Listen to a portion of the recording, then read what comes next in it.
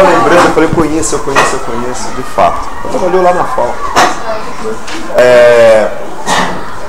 Eu quero falar várias coisas para vocês. A primeira delas, eu vou usar o Paulo que está filmando aqui, né? Porque é o seguinte, vários professores da escola falaram hoje, e eu já aproveito para agradecer aos professores da escola, o trabalho que eu já tinha conhecido em outra oportunidade lá no Caramanchão, que eu já tinha achado bem interessante, né? Mas bonito o trabalho que está sendo feito, bonito o trabalho que vocês estão fazendo, os alunos assumindo a responsabilidade. Eu queria aproveitar para não só em atenção também a vocês, né, falar dos meus orientandos, dos orientandos da Sueli. A gente tem um conjunto de pessoas que são do bem, né, que estão fazendo, que estão se dedicando para que as coisas aconteçam, né, e estão se dedicando profundamente. Então a gente pode ver aqui toda uma longa história que ainda não termina nem nos orientandos da gente, mas é um percurso que tem que ter futuro, sabe? Como dizia uma das professoras aqui hoje, tem que ter um futuro, né? E era legal depois vocês conhecerem os pesquisadores que estão aqui. Quem são os pesquisadores que estão, se ainda estão? Foram embora todos. A Patrícia não pôde vir. Não, mas estava ali. Cadê o Diego? Cadê a Ana? Estão lá ainda. Estão lá. Você vê que eles são folgados, tá certo? Mas eles são ótimos. Mas eles são ótimos.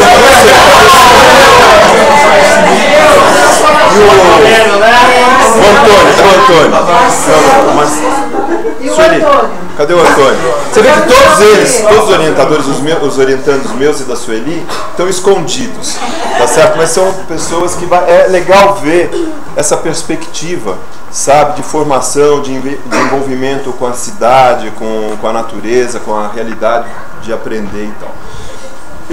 Eu queria então retomar o que uma professora falou, que vários professores falaram, dizer para o Paulo que, como você deve ter observado, não só a paisagem existe, como ela é muito marcante. Né? Só que o Paulo estava me falando uma coisa interessante aqui em off, que eu vou pedir para ele compartilhar, porque vem de umas discussões que a gente começou da estética da favela. Né? Eu sustento que as favelas não são feias, elas são... elas vivem numa condição de precariedade, mas o arranjo urbanístico, o arranjo arquitetônico dos lugares é frequentemente muito interessante. A gente tinha uma conversa e o Paulo fez umas observações sensíveis, empíricas dele aqui, que eu acho relevante dele compartilhar, porque mostra e tem a ver com o que eu vou falar depois. Por coincidência ele colocou uma coisa que eu queria falar. Então, Paulo, por favor, compartilhe o que você tinha compartilhado comigo aqui. De vez em quando eu devia ficar calado, né? Mas ele não consegue. Não, eu não consigo. Não, que um dia eu disse, acho que eu disse para vocês todos, né? A estética é feio, né? Não me lembro, como é que eu falei? É feio? Não me digo, foi feio. Assim. E aí, como a frase solta é péssima. Não vou me alongar, porque fui vendo uma hora para uma fala.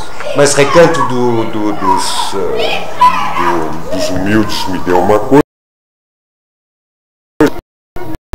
Simplesmente eu vou cuidar sempre da minha saúde lá fora, eu não tenho que ter uma particularidade aqui. E aí eu vim me desculpar um pouco da frase dita solta. Se a gente observar, né, o Recanto dos Humildes, a gente observa aqui tem uma diferença radical. Tá? Você sai aqui na frente da escola, as ruas são mais largas, elas têm uma calçada mais larga, portanto há uma preocupação estética no acabamento das casas. Né? O terracinho é feito de uma outra forma, o puxadinho é outro, a laje é outra. Pronto, é isso, chega. Não vou me estender. Então, isso tem a ver com o que eu queria pedir para vocês. Na semana passada, que eu não pude vir, a Sueli fez uma adaptação de um roteiro de leitura da paisagem. Né? Ele é um roteiro que foi concebido para ter que ser adaptado. Ele é impossível praticamente seguir, só que uma pessoa muito neurótica conseguiria seguir ele inteiro. Né? Então ele é feito para que a pessoa seja forçada a se confrontar, seja forçada a tomar decisões do que observa, do que não observa, e seja forçada a reconstruí-lo. Esse é o primeiro ponto. O segundo ponto é que cada questão de observação coloca problemas novos. como a Sueli fez com a adaptação do roteiro para o parque. Na hora que o que ela queria observar não era uma rua, era um parque, ela teve que reinventar alguns aspectos do roteiro. Então, conversando com a Sueli, tá me ocorrendo que seria interessante que vocês retomassem esse roteiro. O original está no site, ela pôs a referência, está lá no site da Espiral, vocês podem pegar. E também aquele trecho daquelas, acho que são 7 perguntas, baseadas no Bernaldez, né? que eu faço lá, que são importantes aquelas perguntas. Eu queria que vocês retomassem isso em casa, né? E a cada lugar que a gente for, vocês tivessem esse roteiro repensado por vocês como um espaço de observação. Por isso eu pedi para o Paulo compartilhar a observação dele. Ela é muito sensível, ela é muito intuitiva, como são as coisas que o Paulo geralmente coloca para a gente. Isso é muito bom, porque na verdade a gente pode ter passado pelos lugares olhando só o geral dele, só a cara geral, e sem perceber o que faz desse lugar diferente de outros lugares, o que este lugar agrega, como que ele se organiza, né? Essa percepção é fundamental dentro do trabalho que a gente está fazendo. Então, a cada recanto que nós formos durante a disciplina, nós iremos a vários ainda, eu pediria que vocês, com os itens do roteiro, tivessem em mente e, dentro da rapidez que é a nossa passagem, procurassem fazer anotações do que estão observando, do que estão ouvindo, né, das pessoas com quem estão conversando em cada lugar. E essas observações, elas deveriam trazer para dentro da disciplina uma contribuição. E se ela não trouxer, vocês precisam alargar a experiência nos lugares para voltar em outros momentos, ficar um pouquinho mais depois da aula, para alargar essa experiência, para poder trazer essa contribuição. Basicamente o quê? Qual é a potencialidade, quais são as potencialidades do ponto de vista de natureza, arranjo urbano e, sobretudo, humano, que vocês estão encontrando em cada lugar está lhes oferecendo, que pudessem nos ajudar a serem elementos para a construção dos territórios no final da disciplina. Porque não vamos esquecer, a disciplina tem um objetivo, é a gente pegar elementos, recolher elementos para a construção dos territórios de interesse da cultura e da paisagem aqui na região de Jaraguá-Perus. Tá? Então, em cada lugar, vocês precisam estar, não podem se esquecer, usufruir sem dúvida da visita a cada lugar, mas não se esquecer de que isso deve estar ensinando, vocês devem estar espremendo alguma coisa pessoal de cada visita, para que a gente possa ter depois uma construção que reconheça nesse amplo território alguns elementos que a gente possa voltar para a cidade como propostas de discussão. Deu para todo mundo entender? Então fica como um pequeno exercício pessoal que cada um faz em cada lugar que for visitado. Façam anotações, croquis, desenhos, o que for necessário. Tá?